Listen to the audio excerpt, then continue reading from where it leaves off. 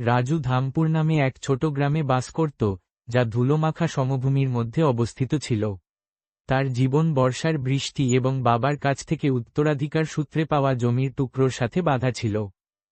এই বছর বৃষ্টি দেরিতে এসেছিল, এবং রাজুর হৃদয় ভয়ের এক ভারী চাদর নেমে এসেছিল। সে গ্রামের মহাজনের শেঠজির কাছ থেকে বীজ ও সার কেনার জন্য ঋণ নিয়েছিল, ফসল কাটার পর পরিশোধের প্রতিশ্রুতি দিয়ে। এখন অল্প বয়স্ক চারাগাছগুলো সূর্যের নিচে শুকিয়ে যাচ্ছিল। ভয়টা ছিল একটা শারীরিক ওজন।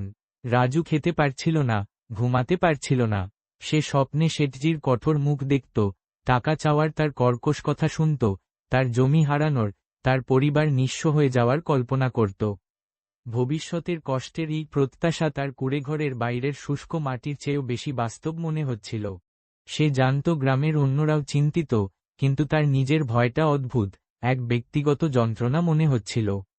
এক সন্ধ্যায় প্রাচীন বটগাছের নিচে বসে রাজু তার অসহ্য ভয়ের কথা বৃদ্ধ মনিরাম কাকার কাছে খুলে বলল, যিনি তার দীর্ঘ জীবনে অনেক খরা দেখেছিলেন। মনিরাম কাকা ধৈর্য ধরে শুনলেন, তার চোখ ছিল কোমল। রাজু, শেঠজি কি এখন এখানে দাঁড়িয়ে তোর জমি কেড়ে নিচ্ছে? রাজু বিভ্রান্ত হয়ে মাথা নাড়ল। না কাকা, কিন্তু উনি তো আসবেনই। যখন ফসল হবে না, উনি এসে আমায় ভয় দেখাবেন। আর তোর ছেলেমেয়েরা কি জমি চলে গেছে বলে এখনই অভুক্ত আছে? না, কিন্তু শেঠজি আমার জমি, বাড়ি আর যা কিছু আছে সব কেড়ে নেওয়ার পর ওরা তাই হবে। দেখ রাজু, যে কষ্ট তুই এত তীব্রভাবে অনুভব করছিস, অপমান, ক্ষতি, সবই তোর মনের মধ্যে ঘটছে। এটা হলো কল্পনা, যা হতে পারে তার। ভয় হলো ভবিষ্যতের এক প্রত্যাশা যা এখনো ঘটেনি। এর সাথে এই মুহূর্তের, এই বাস্তবতার কোনো সম্পর্ক নেই যে তুই আজ রাতে তোর পরিবারের সাথে নিজের ছাদের নিচে নিরাপদে বসে আছিস।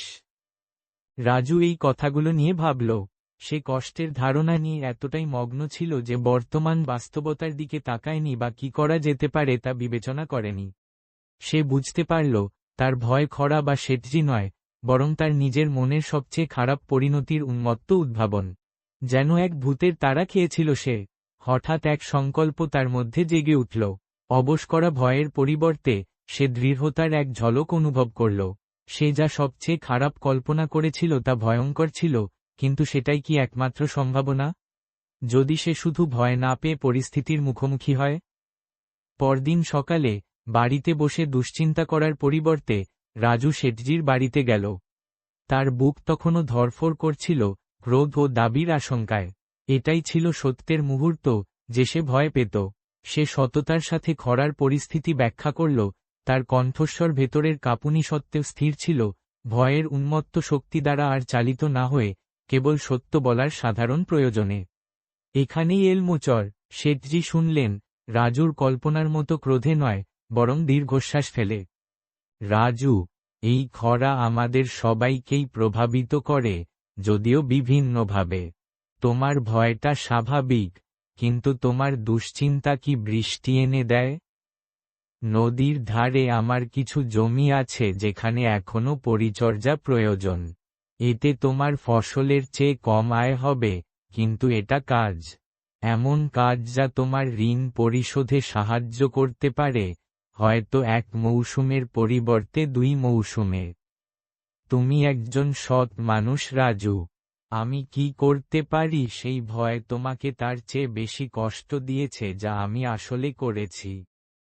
চলো, কি করা যেতে পারে সেদিকে মনোযোগ দিই। রাজু হতবাক হয়ে গেল। তার মনে যে ভয়ঙ্কর মূর্তি সে তৈরি করেছিল, এই লোকটি জীবন রক্ষার প্রস্তাব দিচ্ছে, সে তেমন নয়। সে অনুভব করল তার কাঁধ থেকে ভারী ওজনটা সঙ্গে সঙ্গে নেমে গেল। তার কষ্টের প্রত্যাশা বাস্তবতার চেয়ে অনেক বেশি খারাপ ছিল।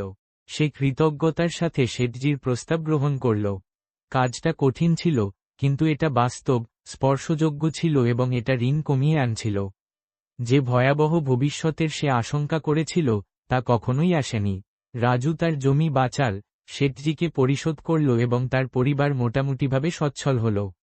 আরও গুরুত্বপূর্ণ বিষয় হল, সে শিখল যে ভয়ের আসল রাজত্ব বাইরের জগতে নয়, বরং হৃদয় ও মনের মধ্যে, যা কেবল কল্পনা দ্বারা টিকে থাকে।